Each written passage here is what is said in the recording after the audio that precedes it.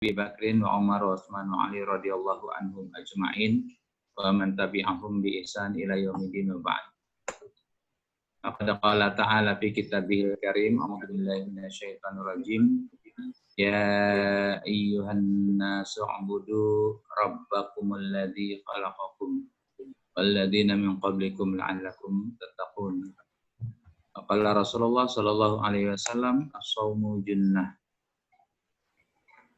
Allah yang maha segalanya dengan kekuatan dan kekuasaannya telah membimbing kita hingga masuk di hari kedua bulan suci Ramadan tahun 1441 Hijriah. Dialah zat yang maha agung yang terus mengajarkan kepada setiap hambanya arti dari setiap peristiwa, di mana Allah kirim makhluk yang sangat kecil yang bernama COVID-19, dan virus itu sudah menyebar ke 210 negara, yang tentunya ini menjadi renungan ya bagi siapapun bahwa saat ini tidak ada negara yang dikdaya menghadapi wabah COVID-19 ini. Pada saat inilah semua manusia sedang dalam titik lemah yang selemah-lemahnya. Ketika Allah nampakkan kekuasaannya dan manusia semua merasa pada titik lemah, Allah berikan solusi, Allah berikan sarana, Allah berikan tempat dan waktu untuk menguatkan kembali. Maka Ramadan adalah benar-benar menjadi momen untuk menguatkan jiwa, menguatkan hati, sekaligus menguatkan fisik kita. Karenanya hikmah di balik COVID-19 ini adalah waktu yang sudah Allah setting sedemikian tertata dan rapi, hadirnya COVID-19 diikuti dengan hadirnya bulan suci Ramadan. Maka saya mengucapkan selamat menjalankan ibadah puasa di bulan suci Ramadan. Mutiara yang menyinari siapapun, ya, dia yang menginginkan Ramadan. Telaga iman yang tidak pernah kering, yang menyejukkan bagi siapapun yang ingin meminumnya.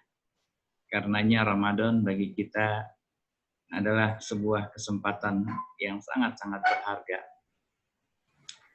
Salawat dan salam kepada beliau manusia yang mulia, yang kemuliaannya langsung dari Allah yang menyampaikan. Sungguh engkau, wahai Muhammad, la'ala khuluqin azim.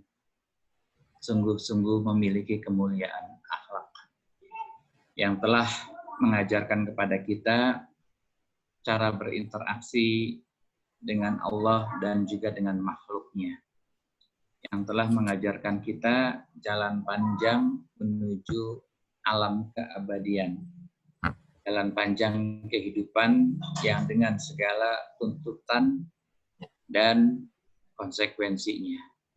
Kita mencoba untuk mengikuti jejak langkah beliau, jejak langkah para sahabat. Karena itulah kemudian Rasulullah sampai memberikan gambaran para sahabat itu seperti bintang-bintang yang menerangi. Ashabi kan nujum bi ayyihim ihtadaitum ihtadaitum. Sungguh sahabat-sahabatku, kata beliau, seperti bintang-bintang di langit yang menerangi. Kepada siapapun kalian ya mencontoh, atau siapapun di antara para sahabat Nabi yang kalian jadikan sebagai contoh, maka engkau akan mendapatkan hidayah. Harapan kita demikian. Teman-teman semua di SPU 11 ya, Cikarang Timur dan Karang Bahagia, senang rasanya bisa bertemu walaupun hanya di layar HP atau di layar laptop ya. Tapi yang perlu kita yakini sesungguhnya bahwa berjauhannya fisik kita tidak menjauhkan hati kita. Karenanya kita mencoba untuk terus ya mengikat hati kita dalam ikatan keimanan, terpadu dalam panduan dakwah yang utuh, bertemu dalam persaudaraan ideologis, bukan persaudaraan biologis saja. Karenanya kita bersama-sama mensyukuri nikmat ini sebagai karunia yang besar yang Allah berikan. Lau anfaqta ma fil ardi jami'an ma allafta baina qulubihim walakinallaha allafa bainahum. Sampai diilustrasikan, kalaupun engkau memiliki harta yang selangit dan sebumi, engkau infakkan untuk menyatukan hati atau meluluhkan hati tanpa seizin Allah tidak akan pernah terjadi. Karena kepada Allah lah kita meminta, hati manusia atau orang yang kita kenal benar-benar hatinya tersentuh oleh sentuhan-sentuhan iman, oleh sentuhan-sentuhan keyakinan. Doa kita selalu demikian dan kita selalu memohon kepada Allah yang terbaik. Kita minta doa kepada Allah, doakan saya, doakan kita semua. Semoga sehat walafiat, semoga panjang umur, diberikan keberkahan dan kemudahan dalam setiap urusan, dan tentunya kehadiran kita bisa memberikan manfaat bagi siapapun. Nah, teman-teman semua, ya, di waktu yang singkat sampai jam 11 nanti kita mencoba untuk menggali ya dan memahami agama kita lewat belajar atau tafakuh fiddin. Saya izin untuk share materi ya dari yang diamanahkan ke saya. Yang udah online berapa? Judulnya tentang kiat sukses. Ini kalau sudah kiat ini urusannya nanti banyak ya ininya ya. Namanya kiat, kaitannya nanti banyak ya. Tapi saya ambil satu tema yang saya pengen nanti ada semacam internalisasi makna ya. Maknanya terinternalisasi dalam diri kita bahwa sesungguhnya yang kita inginkan dari Ramadan itu adalah ruhnya kita dapat gitu ya. Nah, teman-teman semua, tadi tentu sudah banyak disampaikan oleh Ustaz Zainal Muntakin ya. Saya juga tidak menyimak karena di waktu yang bersamaan ada kajian dengan teman-teman di Depok gitu ya dan IJSIT. Namun saya ingin mencoba untuk mengkerucutkan harapan dari panitia tentang kiat-kiat ya. Saya tidak dalam konteks teori teknis ya, tapi lebih kepada cara kita untuk memaknai ruh dari Ramadan itu sendiri. Ini sudah di hari yang kedua ya, tapi masih kita bahasakan tarhib. Karena tarhib itu sendiri ya, di dalam Al-Quran digambarkan sebagai sesuatu yang lapang, yang luas ya. Jadi hati kita ini lapang dalam memasuki bulan suci Ramadan. Biasanya kalau sudah hati lapang, dia akan mudah untuk bisa menerima sesuatu ya terkait dengan masalah kebaikan. Maka teman-teman semua, ya ayat dalam kaitannya dengan puasa ataupun Ramadan, kita sering sekali mengangkat ayat di 183, 184 dan seterusnya di dalam surat Al-Baqarah. Namun saya coba ingin bersama-sama kita tadabbur ayat dalam surat yang sama tapi di ayat yang berbeda. Ayatnya saya bacakan tadi dalam mukadimah tentang ayat 21 surat Al-Baqarah. Ya, jadi dari 21 nanti ada hubungannya dengan ayat 183 ya. Ayat 21, A'udzubillahi minasyaitonirrajim. Bismillahirrahmanirrahim. Ya ayyuhan nasu ubudu rabbakumul ladzi khalaqakum walladzina min qablikum la'allakum tattaqun. Wahai manusia sekalian, beribadahlah engkau kepada Tuhanmu, Rabb kalian, yang telah menciptakan kalian dan orang-orang sebelum kalian, la'allakum tattaqun. Semoga kalian termasuk orang-orang yang muttaqin. Ya, sedikit ada persinggungan yang ingin saya angkat di situ kaitannya dengan kesamaan dari akhir ayat ini dengan ayat puasa atau ayat Ramadan dalam 183, yaitu la'allakum tattaqun. Ini adalah kesamaan ayat yang tidak ada di ayat-ayat yang lain ya. Jadi ujung itu adalah visi gitu ya. Maka saya coba untuk mengangkat ya makna-makna yang terkandung di dalam ayat ini, bahwa visi manusia itu adalah menjadi muttaqin. Nah, teman-teman semua tentu bisa memahami apa visi dan apa misi ya. Kalau visi itu sesuatu yang ingin dicapai atau ingin dituju ya. Kalau misi itu adalah cara untuk mencapai tujuan tersebut. Maka ayat ini berbicara tentang visi sekaligus tentang misi. Misinya ada di depan, visinya ada di belakang. Ya. Jadi misinya itu adalah beribadah. Diciptakannya manusia, dia punya misi, yaitu melakukan ibadah. Nah, ibadah dalam konteks yang luas adalah semua yang dilakukan oleh seorang hamba yang sesuai dengan garis dan jalan yang telah dijelaskan oleh Rasulullah dan diperuntukkan hanya untuk Allah. Itulah ibadah. Maka misi manusia tentang ibadah itu sangat luas dan tidak dibatasi oleh ruang dan waktu. Tidak dibatasi oleh ruang artinya ibadah tidak hanya ada pada tempat-tempat yang di situ ada simbol ibadahnya seperti masjid, mushola, majelis taklim.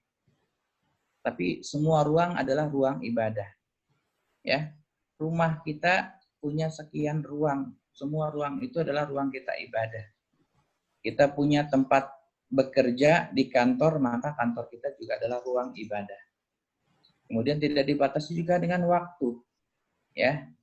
Bukan hanya waktu sholat 5 waktu, tapi waktu dari awal kita bangun tidur sampai kemudian tidur kembali dan bangun kembali, itulah waktu-waktu ibadah yang kita miliki dan yang Allah berikan kepada kita kesempatannya. Maka ayat ini saya melihat korelasinya dengan ayat dalam surat Al-Baqarah tentang Ramadan adalah ada pada visinya. Dan ternyata Ramadan itu mengajarkan kita untuk bisa mencapai visi kita, yaitu menjadi muttaqin. Yang kedua adalah ayat lanjutan dari surat Al-Baqarah ini tentang ayat yang ke-22 ketika Allah mengatakan, A'udzubillahi minasyaitonirrajim, alladzi ja'ala lakumul arda firasyaw was-samaa'a binaa'a, ila akhiril ayah ya. Dialah Allah yang telah menciptakan bumi al-arda bina ya, dengan hamparannya yang luas dan juga menciptakan langit. Yang kemudian saya ambil di situ kalimatnya adalah alam semesta hamparan luas untuk beribadah. Jadi kalau kita bicara tentang ibadah, kita perlu wadah atau perlu tempat. Tempatnya di mana? Di bumi. Ya. Itulah tempat tinggal manusia sekaligus tempat beraktivitas. Beraktivitas sama dengan beribadah. Artinya bahwa yang kita lakukan di bumi ini semuanya adalah sebagai sarana kita untuk bisa melakukan apa yang dimaksud dengan ibadah. Ini teman-teman semua ya. Kemudian yang ayat yang ke-23-nya di dalam renungan ayat itu Allah berfirman, wa in kuntum fi raibin mimma nazzalna ala abdina fa'tu bi suratin min mithlih. Ayat yang ke-23 berbicara secara khusus tentang guidance bagi kehidupan manusia yang bernama Al-Qur'an. Maka untuk menjadi seorang muttaqin dia perlu ibadah. Dan untuk ibadah yang benar dia perlu petunjuk, perlu pedoman. Apa itu pedomannya? Al-Quran. Nah, maka ini renungan 3 ayat ini kita mencoba untuk sejenak merangkum apa yang menjadi inti dari kehidupan kita. Kita dikasih oleh Allah kesempatan hidup di bumi, di situ hamparan luas di mana kita berada, kita berusaha untuk bisa melakukan gerakan-gerakan kebaikan, aktivitas-aktivitas yang bermanfaat. Dengan apa? Ya, dengan visi yang ingin kita tuju, yaitu muttaqin. Apa guidance-nya atau apa pegangannya? Pegangannya itu Al-Quran. Maka Al-Quran ini adalah kumpulan aturan-aturan main dalam kehidupan. Agar cara kita melakukan aktivitas sesuai aturan, sesuai SOP, sehingga kita sampai kepada visi yang sesungguhnya yang kita inginkan. Ya, ini renungan tentang ayat yang mudah-mudahan ya tidak salah ya dari renungan ini, karena kita coba untuk selalu bisa mentadaburi ayat-ayat Allah sesuai dengan apa yang menjadi kebutuhan dan realita kita dalam hidup ini. Dan ini sempat saya ilustrasikan dalam bentuk yang kecil gitu ya. Yaitu apa? Sebut saja kalau saya berada sekarang dalam satu pesantren ya. Pesantren itu di situ ada guru, ada santri gitu ya. Ada lembaga, ada kurikulum. Gitu ya. Ya, manusianya itu adalah santri dan para ustadz-ustadznya. Al-ardonya di sini, buminya di sini, alam semestanya itu adalah lembaganya, tempat aktivitas. Guidance-nya adalah kurikulum atau konsepnya. Ya, termasuk mungkin kita di rumah juga bisa kita terapkan ya. Rumah itu ada orangnya, ada rumahnya, bentuk rumahnya ada, mau ukuran berapapun ya, mau RS, SSS ya, ya rumah sangat sempit, susah, sendakep gitu ya, dan selonjor gitu. Itu bagian dari cara kita memaknai dalam situasi yang mungkin ya Allah belum berikan kelapangan, tapi yang jelas yang paling inti kelapangan hati yang paling utama gitu ya. Jadi Allah berikan kita kesempatan hidup, Allah berikan kita fasilitas hidup namanya alam semesta, Allah berikan kita visi hidup ya yang kita ingin tuju, yaitu la'allakum tattaqun. Allah berikan kita sarana untuk bisa mencapainya, yaitu u'budu rabbakum. Dan kemudian Allah berikan guidance-nya, yaitu mimman nazzalna ala abdina. Oke ya, sampai sini renungan ayat yang mudah-mudahan bisa kita mencoba untuk ya mendalami, menginternalisasi makna dalam diri kita sehingga ayat itu hadir dan menghidupkan jiwa kita. Masuk pada tema teman-teman semua, ya. Tema kita tentang Ramadan, ciptakan dan rasakan. Ya, ini langsung pada kiat kali ya, atau apa bahasanya, cara gitu ya. Tapi saya bahasakan ciptakan ya supaya lebih greget gitu maknanya. Nah, teman-teman semua, apa yang mesti kita ciptakan ketika kita ingin betul-betul memaknai Ramadan? Karena kalau dari sisi menciptakan, pasti di sana nanti ada kiat-kiat untuk bisa melakukannya. Yang pertama ini, ciptakan kebaruan iman dan kebersihan hati. Bagaimana dalam konteks kita menciptakan kebaruan iman? Yang dimaksud adalah tajdidun niyah, itu ya, dan juga tazkiyatun nafas. Ini persepsi yang harus ada sebelum melakukan aktivitas fisik, gitu ya. Sebelum melakukan aktivitas fisik, kalau kita bicara tentang trik nanti ada begini. Silakan masing-masing, saya pikir punya cara dan metode yang tentunya berbeda satu dengan yang lainnya. Yang penting target dan tujuannya tercapai, gitu ya. Ini adalah dasar dari cara kita. Jadi kita nanti berinovasi masing-masing gitu ya. Kalau di Mesir dulu kami itu, Masya Allah luar biasa kalau masuk bulan suci Ramadan gitu ya.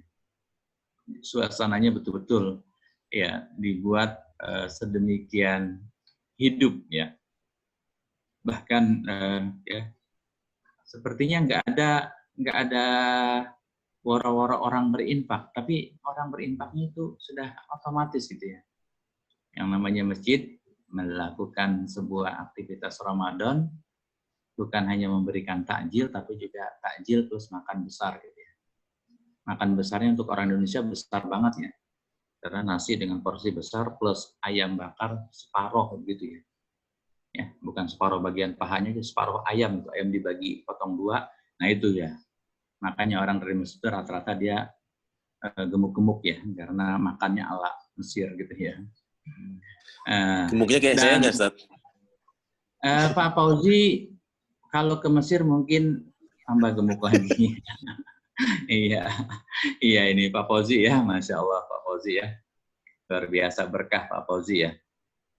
Nah, jadi ini suasana ini teman-teman semua ya. Jadi suasana internal kita yang harus kita bangun dulu gitu ya. Nanti akan rasanya al-azimah al-qawiyahnya gitu ya. Satu tekad yang dalam diri kita itu harus bangun gitu ya. Coba hati ini bangun gitu ya, bangkit gitu ya. Ini yang pertama. Yang kedua, teman-teman, ciptakan keikhlasan dan ketulusan sebagai ruh dari segala amal. Al-ikhlasu ruhul amal. Ini nuansanya nuansa spiritual banget ya. Nuansanya nuansa kejiwaan banget gitu. Dan memang dari situ gitu ya. Karena nanti konten hadis maupun apa, itu banyak berbicara tentang suasana jiwa. Man qama Ramadonan imanan wahtisaban. Imanan wahtisaban ini kan nggak bisa divisualisasi dalam bentuk yang visual terlihat, kan nggak bisa. Iman dan ihtisab itu nggak bisa terlihat. Dia itu, tetapi dia menjadi motor yang kuat yang menggerakkan seluruh organ tubuh untuk mencapai tujuan dari tadi yang kita inginkan itu. Ya, iman ihtisab itu artinya kalau bahasa sederhananya adalah sebuah harapan tentang bagaimana kita mendapatkan pahala dari Allah. Itu ihtisab namanya gitu ya. Bukan man qama Ramadan ya, mengharap jadi ini begitu ya, mengharap dihormati orang dan seterusnya. Bukan, tapi imanan wahtisaban kembali kepada Allah gitu ya. Kita yang menjadi main goal kita ya, atau inti yang kita tuju ya, tujuan utama kita itu adalah Allah. Maka caranya itu adalah ya, atau kiatnya itu adalah suasana yang ada di dalam diri kita ini. Kita ikhlaskan bismillah. Allah alam, ini cara orang tua kita dulu waktu mereka memasuki bulan suci Ramadan. Saya waktu itu masih kelas 2. Sekarang itu, kalau mau masuk bulan suci Ramadan itu kita disuruh keramas gitu ya. Ya, keramasnya agak menarik ini ya, keramasnya. Kayaknya sekarang nggak ada deh. Keramasnya itu pakai merang gitu ya. Merang itu apa ya? Jerami gitu ya. Jerami itu yang dari padi itu, tapi padi dulu bagus-bagus ini ya. Kemudian dibakar, seperti jadi abu, kemudian dikasih air, masukin ke air, keramas ini. Apa? Jiwa dan fisik gitu ya. Gitu ya, alhamdulillah gitu ya. Jadi ada semacam suasana ini. Yang ketiga, ciptakan perasaan sebagai orang yang beruntung. Nah ini teman-teman. Jadi sudah ada apa istilahnya kalau kita bicara tentang, mungkin kalau dalam bentuk yang lebih konkret ya, atau kita visualisasikan dalam bentuk yang lain, misalnya orang bisnis yang ada dalam pikirannya apa, untung dulu gitu ya. Gimana saya ini nanti dapat untung, maka dia akan kejar itu. Kalau pikirannya rugi terus mungkin nggak jalan-jalan ya. Mau dagang ini nanti rugi gitu ya. Mau dagang ini nanti rugi gitu ya. Jadi ada semacam gerakan itu tergantung cara pikirnya gitu ya. Maka kita coba untuk merasakan bahwa nanti kita akan termasuk orang-orang yang beruntung. Nah, baru setelah itu ada tuntutan untuk menjadi orang yang beruntung, dia harus begini, dan seterusnya. Kemudian, ciptakan rasa takut dan kehilangan. Ini juga dalam rangka kita memaknai kesempatan yang Allah berikan kepada kita, agar betul-betul kita tidak melewatkan gitu ya, tidak melewatkan. Ya ada sedikit ilustrasi dalam hal ini gitu ya. Kalau kita ingin menikmati lama sesuatu, maka sesuatu itu kita miliki dulu gitu ya. Kita miliki itu. Misalkan contoh yang ini ilustrasi sederhana ya. Misalkan di depan kita, rumah kita ada selokan air. Itu umum itu ya, air itu umum maksudnya seperti kali tapi kecil gitu ya. Airnya jernih gitu ya. Kemudian ada ikan yang lewat, bagus ikannya, ikan apa ya, bagus, ikan koi kira-kira gitu lah. Kalau kita tidak merasa kita ingin melihat ikan lebih lama, maka yang pertama itu bukan kita lihat ini ikan itu tangkap dulu gitu ya. Karena kalau kita liatin ikannya lewat rumah kita, terus setelah itu udah selesai. Entah dia nggak akan ketemu lagi. Tapi kalau kita berpikirnya ketika lihat lewat, tangkap, nah, ketika ditangkap kita nggak kehilangan tuh. Taruh di akuarium, setelah di akuarium kemudian kita nikmati, lama kita lihatnya, kira-kira gitulah. Nah, rasa itu yang kemudian harus muncul dalam diri kita. Ya Allah, jangan sampai saya ini Ramadan lewat tapi tidak mendapatkan sesuatu atau kesan gitu ya, menimbulkan satu kesan. Kondisi sekarang jangan dijadikan sebuah alibi kita untuk tidak optimal. Saya sedikit menyinggung di sini teman-teman. Saya mencoba untuk menggali makna di balik peristiwa ya. Teman-teman kalau sholat tarawih di masjid, yang terjadi apa teman-teman? Yang terjadi adalah ketika kita setelah makan buka puasa, kemudian kita segera cepat-cepat untuk bisa melaksanakan sholat isya dan jangan sampai tertinggal di masjid. Setelah sholat isya mungkin ya beda-beda nanti masjidnya di setiap masjid itu. Setelah itu hormat setelah sholat isya nggak lama langsung taraweh gitu ya. Taraweh kemudian apakah ada kesempatan kita sholat sunnah dan seterusnya terus gitu ya. Aktivitas ramai dan seterusnya. Sekarang kita di rumah gitu ya. Kalau kami di sini masih melaksanakan ya, tapi khusus untuk orang internal aja ada 7 keluarga. Gitu. Karena kita di rumah sendiri atau bersama keluarga gitu ya. Yang saya bayangkan adalah suasana hening dan kehusyuan bisa kita dapat yang mungkin sebelumnya kita tidak dapatkan ketika beramai-ramai di masjid. Bisa jadi, maaf ini bisa jadi ya, yang kita dapatkan seperti itu. Dan kita juga kalau kita jadi imamnya sebagai suami gitu ya. Dan tentu kita akan betul-betul mengkondisikan diri kita betul-betul dalam kondisi ya siap, tenang, khusyuk, dan tidak gerabah-gerubuk begitu. Ini luar biasa. Yang kedua, di rumah kita ini, Masya Allah, rumah kita ini masjid, sedang mendesain rumah menjadi masjid gitu ya. Sedang menciptakan suasana rumah seperti suasana di masjid gitu ya. Ini sisi-sisi positif di mana kita melihat bahwa Allah itu sedang mengajarkan kita sesuatu yang mungkin sebelumnya belum terbayangkan oleh kita, belum kita alami. Betul, kita belum pernah mengalami dari masa kita ingat belum balik lah, masih kelas 1, kelas 2 SD, masa Ramadan itu, wah dari luar biasa. Kalau sudah masuk masa tarawih dan seterusnya, beduk dan seterusnya. Sekarang Allah ciptakan suasana yang agak berbeda. Maka ketika kata-kata work from home gitu ya, ibadah di rumah saja. Kalau saya ambil keywordnya adalah rumah, kata kuncinya adalah rumah. Gimana kita menciptakan rumah betul-betul seperti makna rumah dalam bahasa Arab. Coba kita belajar bahasa Arab lagi. Rumah itu artinya al-baitu, ya.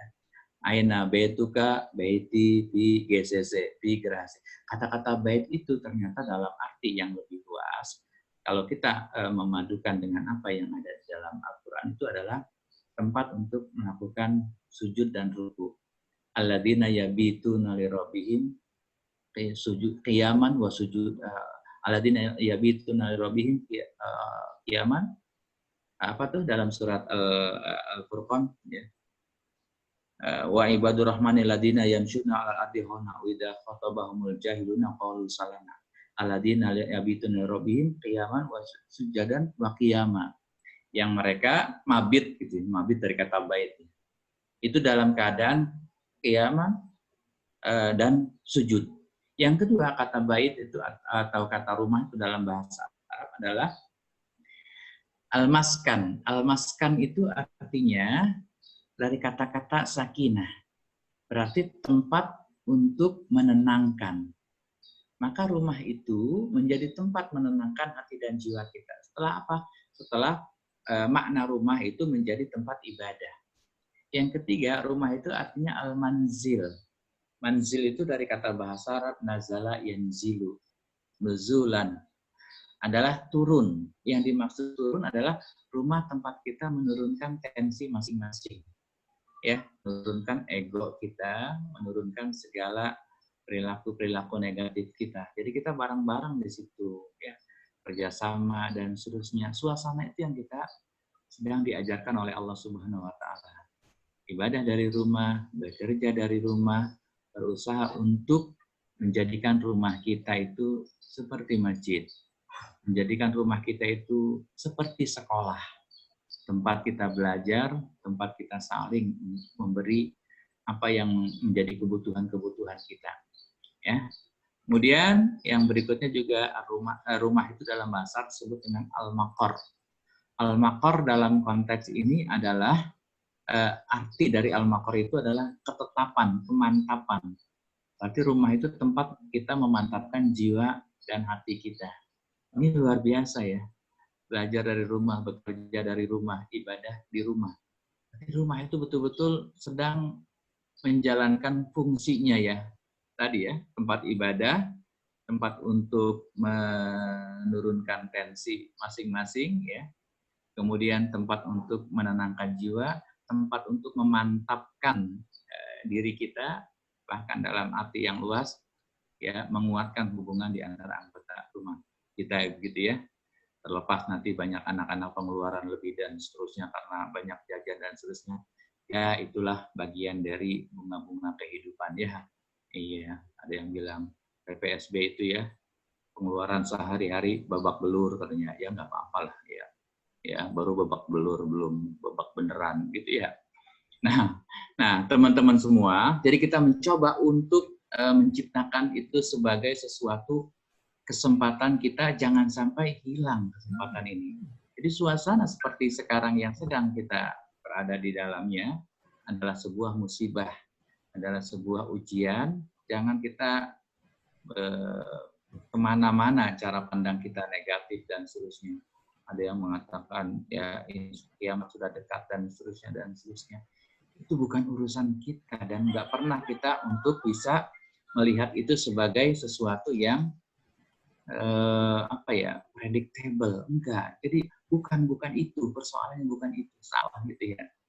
Ya, saya sampaikan di sini ya. Jadi jangan ketakutan kiamat sudah dekat, tapi memang bukan dalam arti ketakutan. Itu adalah urusan Allah yang Allah kehendaki kapan kejadiannya, gitu ya. Kemudian yang kelima adalah ini, ciptakan suasana yang menyemangati dan pengetahuan, gitu ya. Pengetahuan kita. Jadi ini jadi sarana kita untuk betul-betul kita semangat ya, menambah pengetahuan kita juga ya, menambah ilmu kita sehingga nanti dalam keseharian kita benar-benar ada nilai plus ya, ada sesuatu yang bisa kita dapatkan, kita tambah dari apa saja. Yang jelas tambah bacaannya ya, kemudian tambah ilmunya, kemudian tambah kehusyuannya, kemudian tambah ketawaduannya. Terus begitulah kira-kira begitu ya. Oke ya, ini Ramadan ciptakan 5 hal. Yang berikutnya Ramadan rasakan 4 hal ya. 1, rasakan bahwa puasa adalah perisai. Ya, lagi-lagi masih suasananya suasana jiwa yang ingin saya sampaikan sebagai penguat agar kita muncul nanti kiat-kiat dari masing-masing kita sesuai dengan kondisi kita masing-masing. Ya. Saya juga sangat berempati kepada teman-teman yang ya mungkin di perusahaannya tidak sebagus yang dibayangkan dari kondisinya, gitu ya. Atau mungkin ada yang paling buruk ya dalam kondisi di mana perusahaan tidak sanggup lagi mengcover akhirnya harus di PHK dan seterusnya, ya. Kita semua menyadari bahwa itu adalah satu ujian dari Allah Subhanahu wa taala pada hamba-Nya, ya. Jadi kita berusaha untuk betul-betul menjadikan momen Ramadan ini penguat jiwa kita. Puasa adalah perisai. Yang kedua, rasakan bahwa sholat adalah tiang kokoh untuk jiwa kita. Ini semuanya amalannya ada di Ramadan, ya. Nanti coba. Kemudian rasakan bahwa Al-Quran adalah sesuatu yang menuntun kita untuk bisa melakukan yang terbaik dari harapan hidup kita. Kemudian rasakan bahwa doa adalah senjata yang ampuh. Kita mencoba untuk terus, teman-teman semua ya di sini ya, siapapun. Saya selalu saja tingkat tawakalnya kepada Allah tinggi. Dan orang yang tidak berdoa itu adalah orang yang sombong karena dia selalu saja mengandalkan kekuatan logika dan fisik dia. Tapi yang selalu saja kita ingat dalam doa kita dan selalu kita baca, saya selalu baca. Allahumma la mani'a lima a'taita wa la mu'tiya lima mana'ta wa la radda lima qadaita wa la yanfa'u dzal jaddi minkal jaddi. Ya Allah, Allahumma la mani'a lima a'taita. Ketika engkau menghendaki sesuatu, ya, maka tidak ada satupun yang mampu menghalangi. Ketika Allah memberikan kepada kita sesuatu, jangan, nggak ada orang yang bisa menghalangi. Ya, wala mu'tiya lima mana'ata. Ya. Al-man'u itu artinya larangan. Ya. Dan nggak ada orang yang mampu memberikan sesuatu ketika engkau cegah. Nggak ada yang bisa. Banyak sekali dalam kehidupan yang bisa kita rasakan tentang itu. Wala radda lima qadaita, dan tidak ada yang sanggup untuk menolak setiap apa yang engkau takdirkan. Wala radda lima qadaita, yang sesuatu yang engkau sudah qadokkan itu enggak ada yang bisa menolaknya. Wala yanfa'u dzal jaddi minkal jaddi, dan enggak ada yang bisa memberikan kemanfaatan ya selain engkau ya Rabb. Jadi kita mencoba untuk merasakan itu teman-teman semua. Makanya ya Allah, Allahumma inna hadzal bala wal waba jundun min junudika fasrihu anna wa an ahlina wa an ummatina wa an auladina wa an biladina Indonesia wa sairil biladi kulli. Saya sering baca doa itu. Ya Allah, bahwa sesungguhnya wabah ini adalah tentaramu yang kau gerakkan kemana saja. Ya, maka lindungilah kami, anak-anak kami, keluarga kami, umat Islam, orang Indonesia secara keseluruhan, dan umat manusia di seluruh negara yang terkena wabah ini. Gitu ya. Jadi ini bagian dari cara kita. Nah, menyiapkannya, ini teman-teman, sudah habis waktunya nih. Langsung saya buat 4 poin yang paling mendasar, yaitu yang pertama husnul niyah, yang kedua husnul zad, yang ketiga husnul amal, yang keempat husnul tawakkul. Husnul niyah itu lebih kepada bagaimana kita mencoba untuk suasana niat kita yang, dan niat itu masuk di seluruh bab ibadah ya, bahwa ibadah itu kalau tidak ada niat tidak sah gitu ya. Ya, niatnya itu adalah ubudiyah, niatnya itu adalah untuk menyembah Allah. Karena ada orang yang melakukan sholat tapi dia nggak yakin dengan sholat, ya nggak bisa lah. Nggak akan diterima begitu. Karena niatnya sama seperti ada dulu fikih orang umum. Ada orang Kristen juga dia ikut sholat ini, ikut sholat Idul Fitri gitu ya. Niatnya apa? Toleransi. Nggak perlu gitu ya, karena memang dia nggak yakin dengan perintah ibadah tersebut ya. Gitu ya. Jadi jangan terbawa oleh isu-isu yang nggak ilmiah banget lah dalam perspektif agama kita gitu. Yang kedua adalah husnuzad, persiapan perbekalan. Ya. Perbekalan ini ya yang saya singgung pertama adalah zadul ilmi, pengetahuan. Ini teman-teman kita bisa coba membreakdown waktu kita selama Ramadan ini enggak ya? Kalau yang khususnya yang memang terutama para guru yang memang tidak ngajar tapi dia di rumah ngasih membimbing anak murid siswa-siswinya dari rumah dengan durasi waktu yang mungkin tidak sepanjang ketika dia berada di sekolah. Terus waktu-waktu yang sisa kita gunakan untuk apa? Yuk kita gunakan untuk tafaqquh fiddin. Kita gunakan untuk kembali mendalami apa yang menjadi kewajiban kita sebagai muslim. Awwal wajibin 'alal muslim ma'rifatu rabbih. Awwal wajibin 'alal 'abdi ma'rifatu rabbih. Sungguh yang pertama sekali kewajiban seorang hamba dari pengetahuannya adalah ma'rifatu rabbih atau ma'rifatullah. Maka kita belajar. Ya, kita belajar. Buka lagi tuh buku-buku yang lama yang pernah kita beli, tersimpan barangkali gitu ya. Buku kecil atau yang agak besar dan seterusnya ya. Kenapa saya larikan ke buku? Kalau buku itu sudah jelas referensinya gitu ya. Kalau Mbah Google kadang ya banyak yang subhat atau ada hal-hal yang memang secara referensi nggak bisa dipertanggungjawabkan. Atau mungkin satu buku tapi kita terus-menerus dalam membacanya selama sebulan. Kok lama banget tuh? Iya, kenapa? Yang dibaca tafsir Ibnu Katsir 4 jilid, 1 jilid halaman 200, berarti 800 halaman. Nah, gitulah gitu ya. Gak apa-apa ya, nak muntah-muntah dikit nggak apa-apa ya, karena ya itu bagian dari cara kita untuk memaksa kita agar kita mencoba untuk betul-betul mendalami. Penting sekali. Apalagi antum dalam hal ini para kader ya, bisa jadi di daerah masing-masing atau di tempat antum tinggal masing-masing itu menjadi maroji bagi yang lain. Maroji itu artinya referensi, tempat orang bertanya gitu ya. Ustaz Fauzi, gimana nih nanti kita nih di tanggal 1 bulan Syawal, apa yang kita lakukan? Itu kan referensi namanya. Orang bertanya kepada kita tentang sikap gitu ya. Gitu. Gimana nih gitu ya. Makanya kalau kita tahu ilmunya, kita kemudian bisa menjawab dengan tepat. Seperti mungkin ketika awal Ramadan, gimana nih kita ikut apa?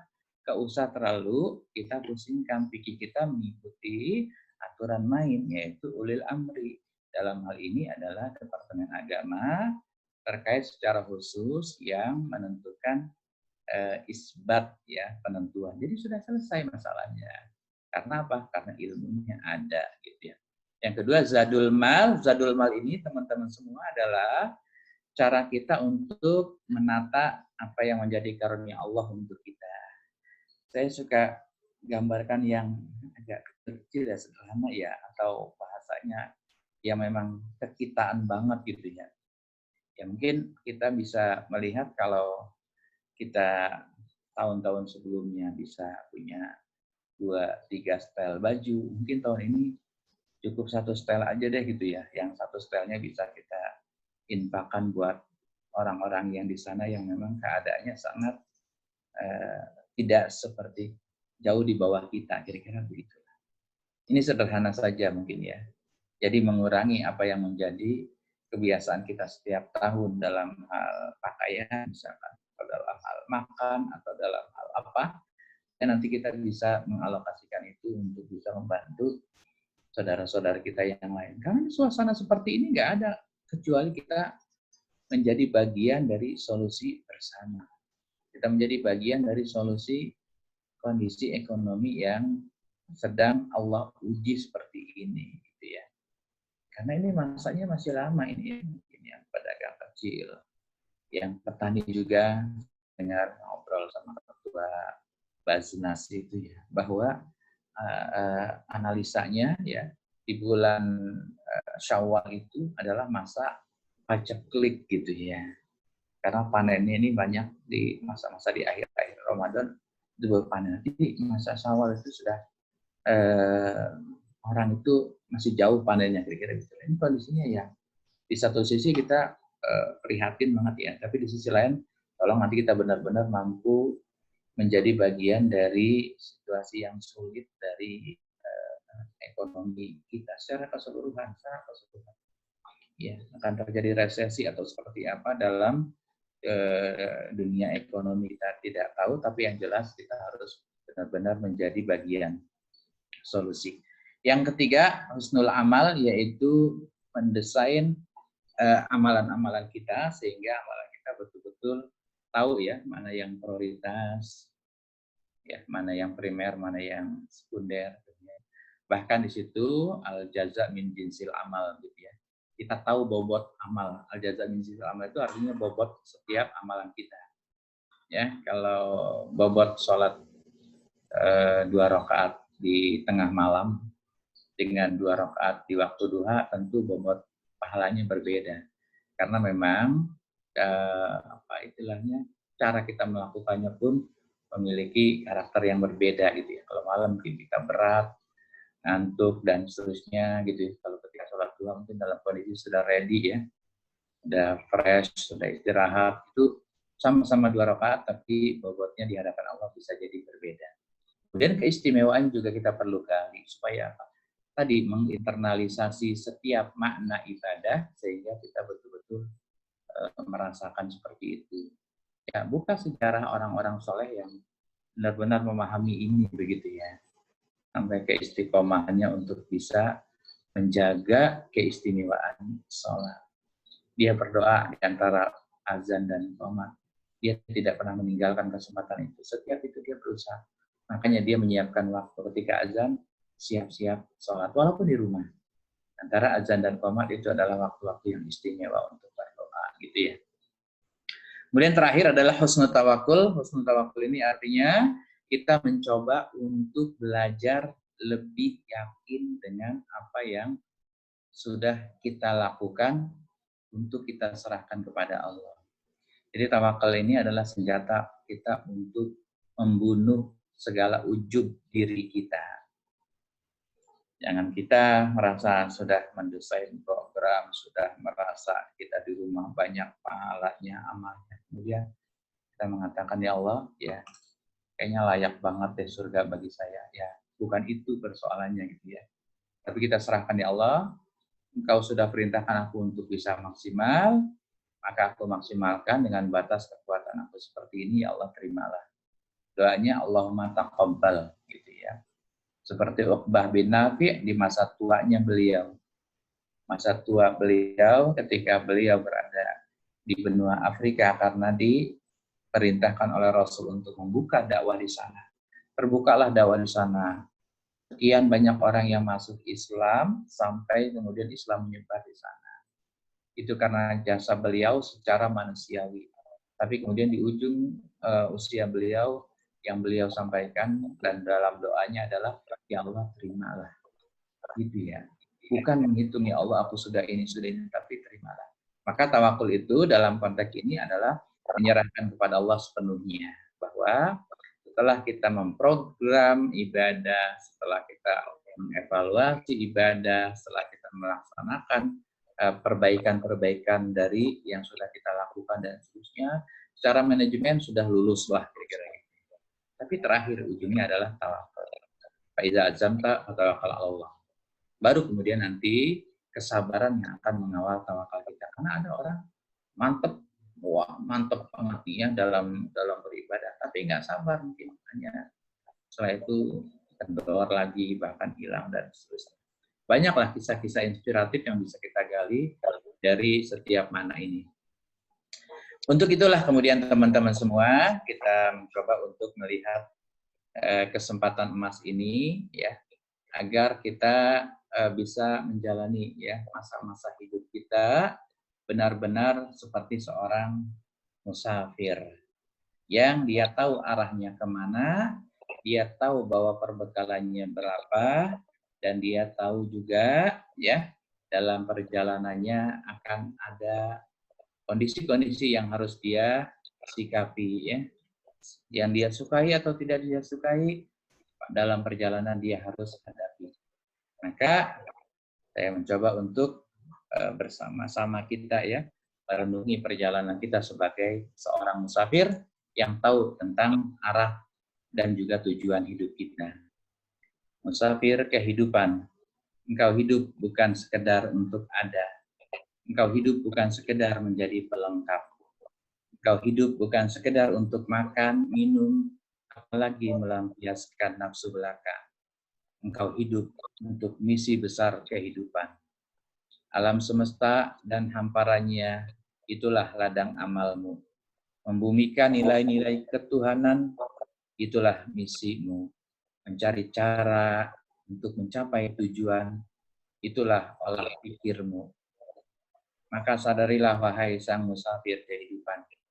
Karena setiap jengkal bumi yang kau pijak, kau akan mempertanggungjawabkannya. Setiap detik nafas akan menuntutmu untuk beramal.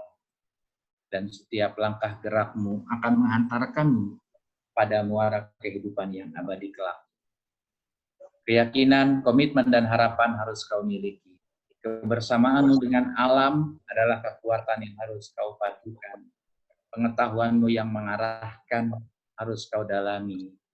Ketergantunganmu kepada Tuhan adalah keniscayaan yang harus kau tanamkan di dalam hati. Jadilah musafir kehidupan yang tahu arah dan tujuan. Jadilah musafir kehidupan yang membawa bekal yang cukup agar engkau sampai pada tujuan yang dikehendaki oleh Yang Maha memiliki kehidupan ini. Terima kasih, mohon maaf kalau terlalu panjang. Jazakallahu khairan atas semua kesempatan teman-teman. Akhirnya Anissa Sabian memakai kerudung putih. Cukup sekian dan terima kasih. Aku lupa lihat. Assalamualaikum. Saya kembalikan ke host Tafadhol, Kang Arif. Ya, jazakallahu khairan katsir Ustaz Adi Hamid yang tadi telah menyampaikan tausiah dengan tema ciptakan dan rasakan agar harapan Ramadan menjadi kenyataan. Dan sekarang kita masih ke sesi tanya jawab. Ini udah ada beberapa pertanyaan yang masuk ini, Tad. Ya. Anda tampilkan saja, Pak Tad. Tafadhol. Ya.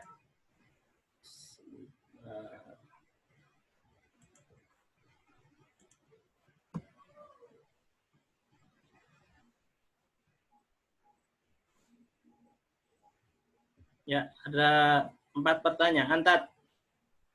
Yang pertama, bagaimana menyikapi Ramadan agar tetap bermakna di musim COVID ini? Oh iya. Mungkin di Ustadz kelihatan ya, Tad ya? Share screen. Kelihatan. Oh ya. Mungkin satu-satu kali, Tad ya? Oke, iya. Jangan diituin ya, jangan dihilangin. Nanti biar saya baca langsung ya, biar ya, Tad. Bagaimana menyikapi Ramadan agar tetap bermakna di musim COVID ini? Nah, teman-teman semua, ya. Salam, ya. Silakan ya, saya masih ada pengajian ya. Oke. Ya. Oke. Pak Arif, diperbesar itu Pak Arif, itunya pertanyaannya, hurufnya, biar kelihatan Pak Ustaz. Oh, iya. Itu kecil banget. Iya. Boleh nanti suruh masuk ya. Oke, iya. Ya, sama-sama. Waalaikumsalam. Bisa digedein ini. Tolong. Ini tamu ambil. Bisa. Di security. Karena di notepad, mungkin tak pindah ke Word dulu kali ya. Iya, oke. Mohon maaf ya. Ada itu. Ustaz, pertanyaannya kelihatan ya, Tad? Kelihatan. Dibaca. Saya udah kelihatan kok. Bagaimana menyikapi Ramadan agar tetap bermakna di musim COVID ini? Nah, ini teman-teman semua ya. Tadi saya jelaskan kondisi seperti ini jangan membuat kita menjadi berpikir sempit ya. Kaidah dasarnya la yukallifullahu nafsan illa wus'aha. Allah tidak akan membebani di luar batas yang kita mampu. Berikutnya adalah bahwa setiap yang Allah berikan dari situasi itu, pasti di situ Allah sudah ukur dari yang kita lakukan. Artinya gini, kalau kita dalam kondisi yang darurat seperti ini, persepsi kita juga adalah kondisi yang darurat, bukan kondisi yang normal. Contoh sederhana saja begini ya teman-teman ya. Biasa kita itikaf atau sholat di masjid. Sholat di masjid itu pahalanya 27 kali lipat. Itu kondisi normal gitu. Tapi dalam kondisi yang darurat, apakah juga kita tidak mendapatkan pahala seperti kita sholat di masjid dalam kondisi normal? Dapat gitu. Kenapa? Karena kita punya niat sholat di masjid, sholat berjamaah, tapi kondisinya tidak memungkinkan karena fikih kita mengatakan demikian, la doror wala diror. Kaidah dasarnya itu adalah kalau kita berbicara tentang satu kondisi darurat itu jangan sampai kehadiran kita membahayakan orang atau kehadiran orang membahayakan kita. Maka saat kita ada di rumah dengan niat sholat berjamaah di masjid, insya Allah Allah balas juga pahalanya seperti kita pahala sholat di masjid dan seterusnya. Yang saya ingin tegaskan di sini adalah teman-teman yakin seyakin-yakinnya ya kesempatan kita untuk melakukan ibadah secara maksimal pada hakikatnya tidak hilang, tetap ada ya. Tinggal kita memaknai dalam situasi darurat. Ini darurat. Dan kedaruratan itu yang kemudian Allah lapangkan atau Allah luaskan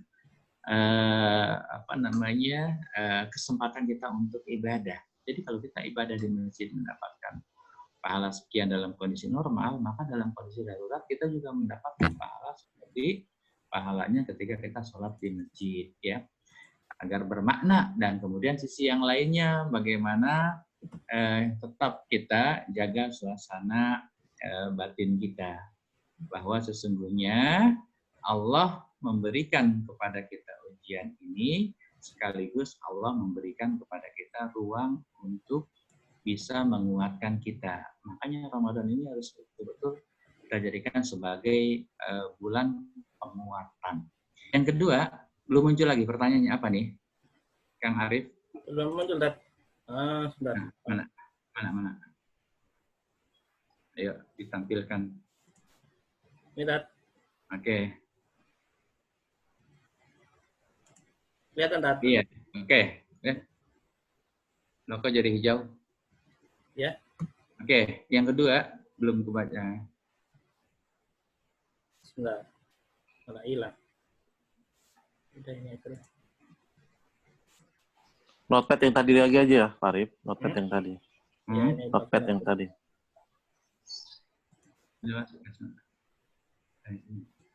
Oke.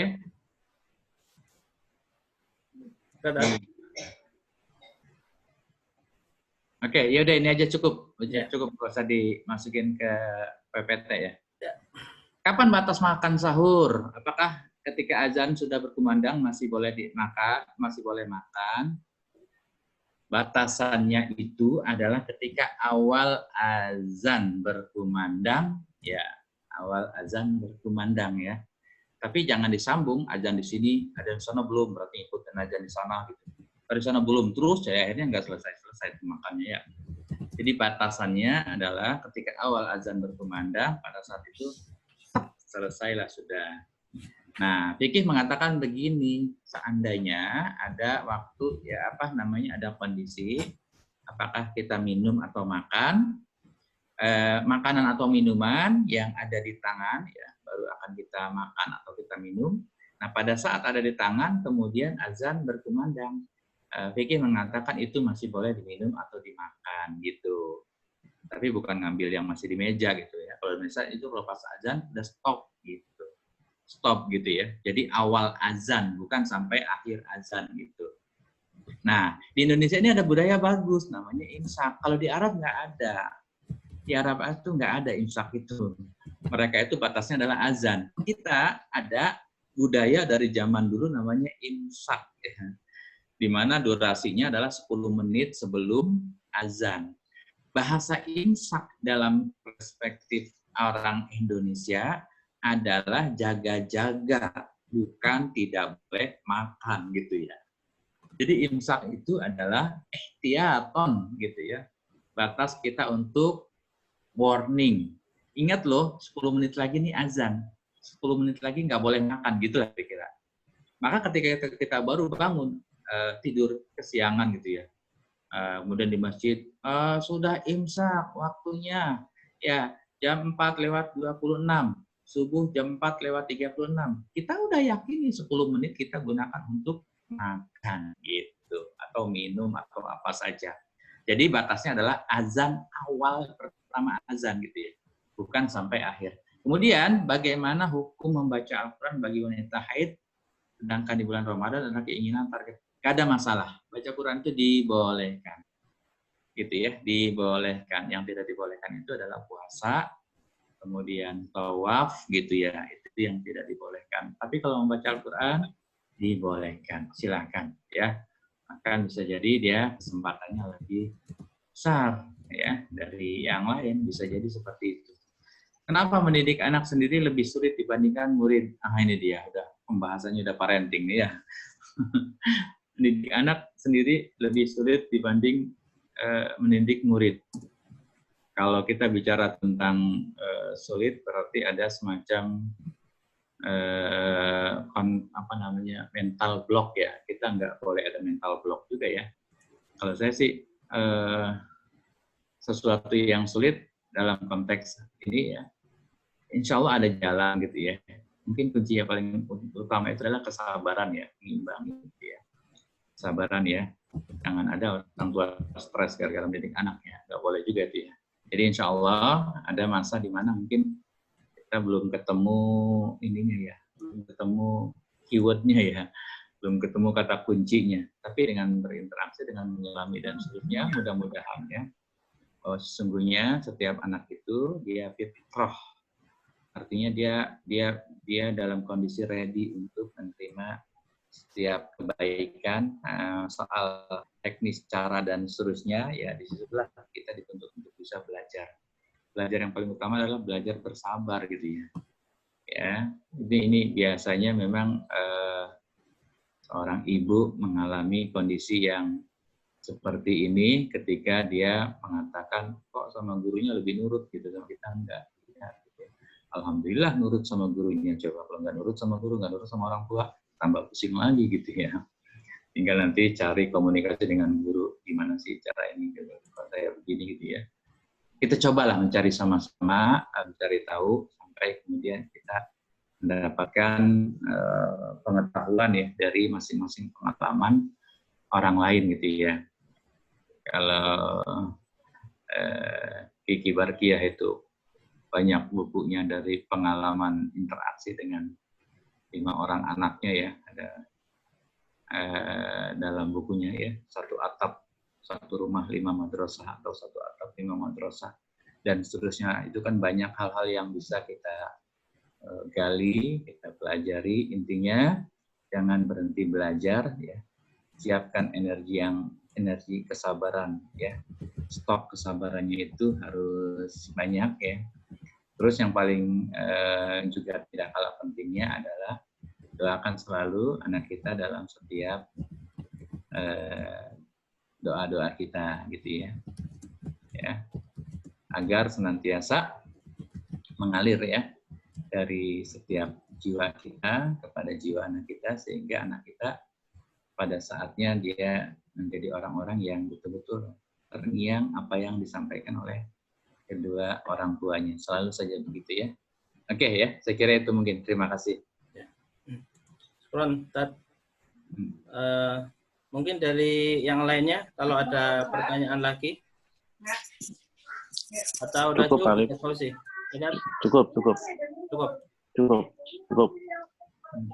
Assalamualaikum Pak Arif, nanya Pak.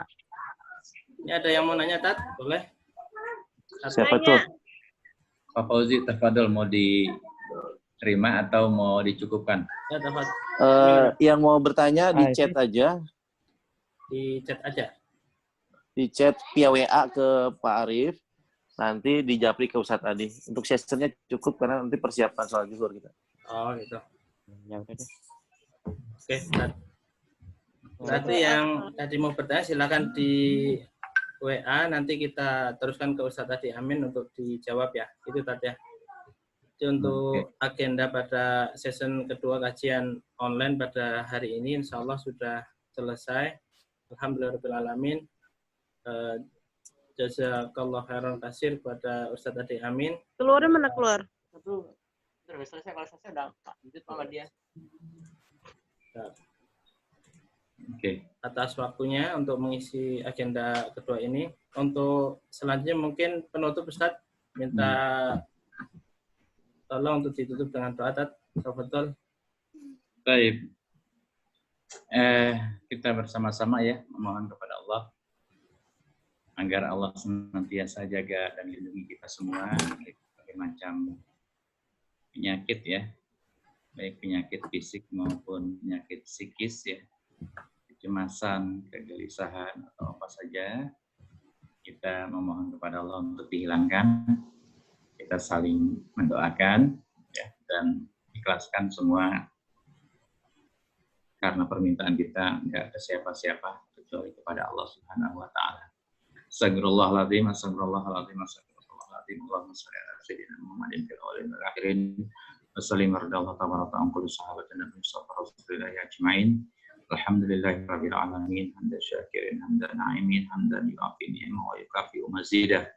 Ya Rabbana lakal hamdu wa lakal syukru wa lakal mulku kama yanbaghi li jalali wajhika wa 'azimi sultanik. Allahumma shalli ala Muhammad wa ala ali Muhammad kama shallaita ala Ibrahim wa ala ali Ibrahim. Barik ala Muhammad wa ala ali Muhammad kama barakta ala Ibrahim wa ala ali Ibrahim fil alamin innaka Hamidum Majid. Allahumma la mani'a lima a'taita wa la mu'tiya lima mana'ta wa la radda lima qadaita wa la yanfa'u dzal jaddi minkal jaddi. Allahumma taqabbal minna shiyamana fi syahri Ramadan wa taqabbal minna qiyamana fi layali Ramadan wa taqabbal minna infaqana wa jami'a a'malina fi syahri Ramadan bi rahmatika ya azizu ya ghaffar.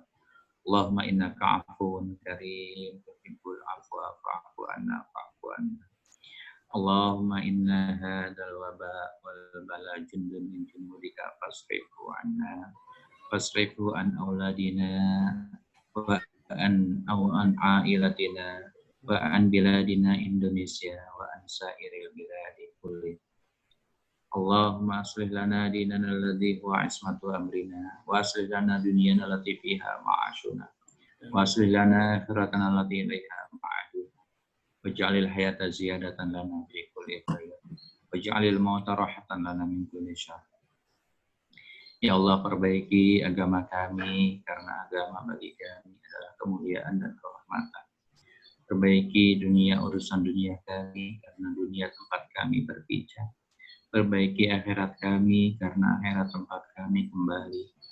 Ya Allah, jadikan setiap nafas kami, niat kami, ucap kata kami, perilaku kami adalah butiran-butiran kebaikan yang kami kumpulkan di dunia. Jadikan kematian yang Kau takdirkan kelak ya Allah adalah tempat untuk merehatkan jiwa kami setelah semua kewajiban duniawi kami tunaikan. Ya Allah, anugerahkan kepada kami rasa takut yang dengan rasa takut itu akan menjauhkan kami dari maksiat-maksiat kami kepadamu. Anugerahkan kami ketaatan yang dengan ketaatan itu akan mendekatkan kami kepadamu ya Rabb, kepada jannah-Mu. Anugerahkan kepada kami keyakinan yang dengan keyakinan itu akan meringankan segala beban duniawi kami. Ya Allah, jadikan Ramadan tempat untuk menguatkan jiwa, hati, dan iman kami. Ya Allah, jadikan Ramadan tempat untuk menyejukkan kegersangan hati kami. Ya Allah, jadikan kami orang-orang yang muttaqin dengan ibadah yang kami lakukan. Rabbana atina fid dunya hasanah wa fil akhirati hasanah wa qina adzabannar.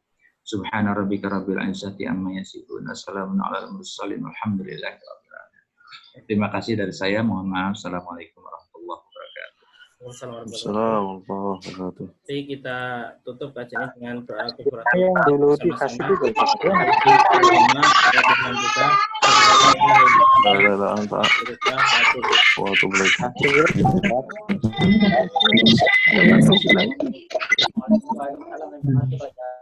Sebagai informasi, mungkin Ustaz Fauzi tadi ya, besok pagi jam 8 besok Dr. Fahru Rozi. Session selanjutnya. Pak Ustaz Fauzi, saya pamit live ya. Ya, Ustaz. Jadi kalau Ustaz. Assalamualaikum. Assalamualaikum warahmatullahi wabarakatuh. Untuk hari Ahad besok dengan Dr. Fahru Rozi dan siangnya dengan Ustadz Abdul Rahim. Tolong siapkan waktunya untuk semuanya. Ya.